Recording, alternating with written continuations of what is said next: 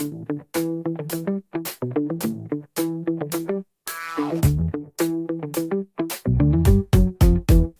everyone, I'm Boss Mode, and welcome to MMO Madness, Behind the Troll Mask, the show where we dissect the trolls, decode the toxicity, and explore why so many virtual worlds end up full of very real hate. In our first episode, we will be discussing the ancient MMO history. Before the griefers, before the rage quitting, before Discord, there were blinking cursors, dial-up tones, and MUDs, multi-user dungeons. There were no graphics, no voice, just text. If you were there, you remember the magic.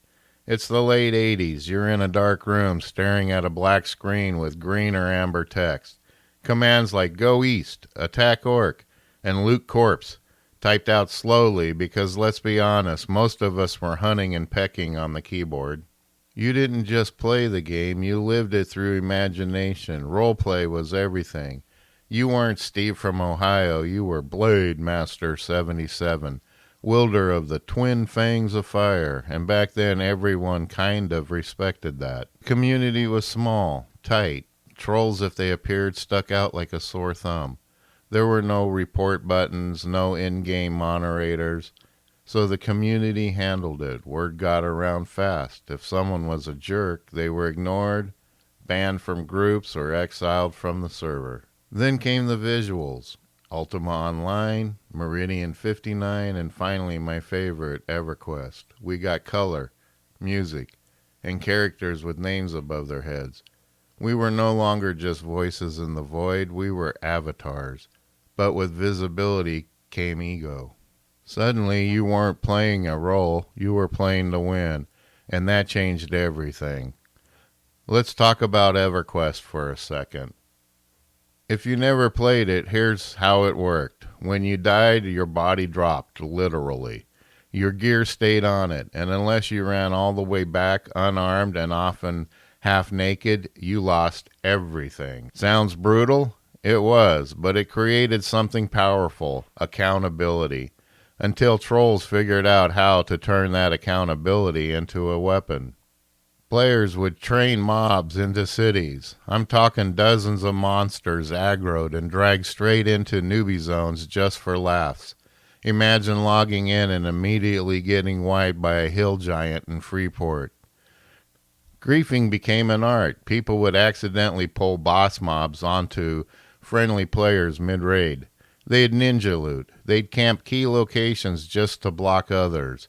And remember, this was before formal moderation tools, before GM intervention became common.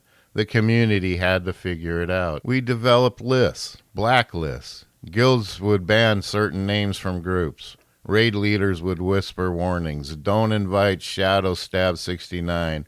The dude's a ninja looter. Was it efficient? Nah.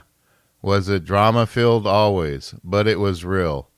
And that's when toxicity became layered into the game. Not as something external, but something built into how we played.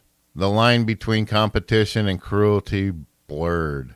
Some of it was survival, scarce resources, punishing mechanics, but some of it, that was something deeper, something darker, and a need for control, for domination, for attention. In the next segment, we'll start exploring why players go toxic, why they troll, why they grief, and how anonymity, the digital mask, lets it all happen. But first, I'll read a few messages from the community, stories that show how the madness started and how it still echoes today. Here's the thing about trolling. Sometimes it's toxic, sometimes it's annoying, and sometimes it's pure art, dark, ridiculous, chaotic art.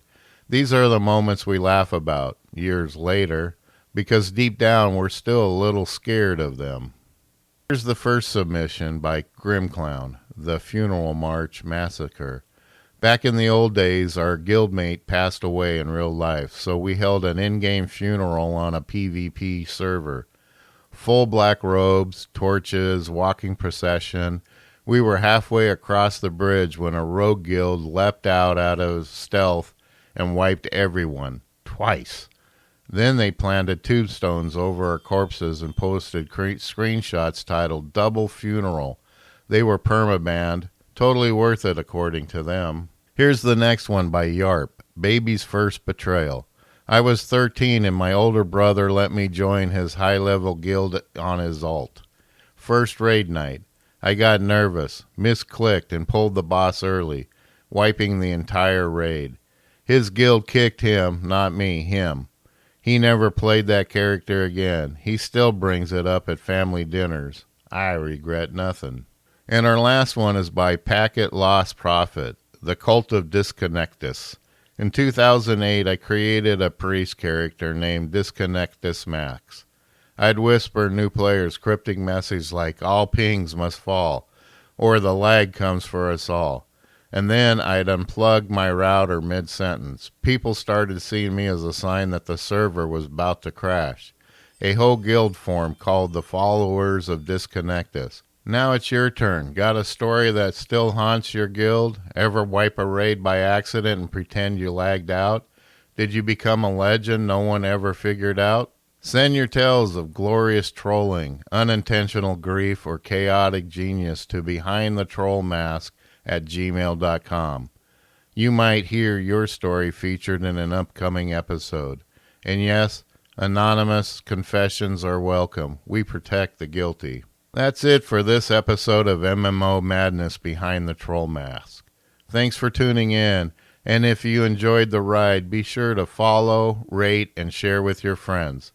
I'll catch you next time as we dig deeper into the world behind the grind.